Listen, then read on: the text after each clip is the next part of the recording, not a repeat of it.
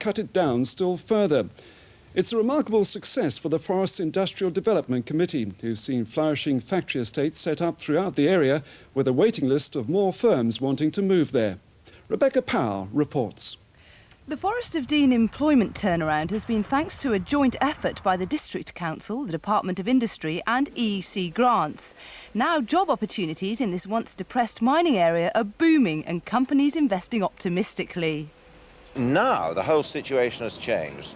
We're standing here in the yard of a company employing nearly 200 people, and there are many others in the district now like that, in addition to masses of much smaller ones. And of course it gives people more choice and much greater security, because if one firm goes down a bit, others will take up the slack. Lydney Industrial Estate has been transformed. 100 companies are now based here, employing 1,000 people. Lydney Products is one example of a company that's expanding. They've just invested £1 million in their plywood business. Bridge builders Maybe and Johnson are one of the major success stories of Lydney. Just 18 months ago, they decided to make this their main headquarters, and in that time have increased their workforce from 30 to 130. They're formidable competitors on the world market, sending over 90% of the bridges made here overseas, and they hope that that market will go on expanding. It was the unemployed labour waiting for jobs that first attracted Maybe and Johnson. They're now looking for more employees and are working closely with the Royal Forest of Dean College and Bristol Polytechnic, who are training the recruits.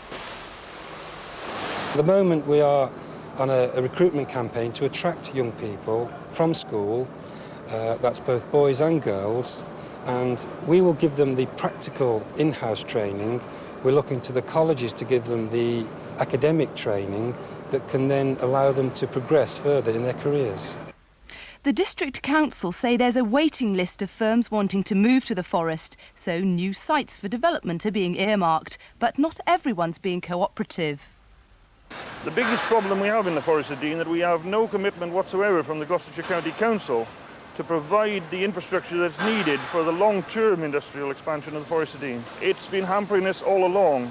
I wouldn't say that the roads are not adequate to cope, but they're not as desirable as they should be to meet the needs of the industrialist. However, spurred on by the remarkable achievement of cutting unemployment by 12% in just a couple of years, the Forest Industrial Development Committee is meeting next week to consider how to provide the remaining 8% of people still on the dole with jobs.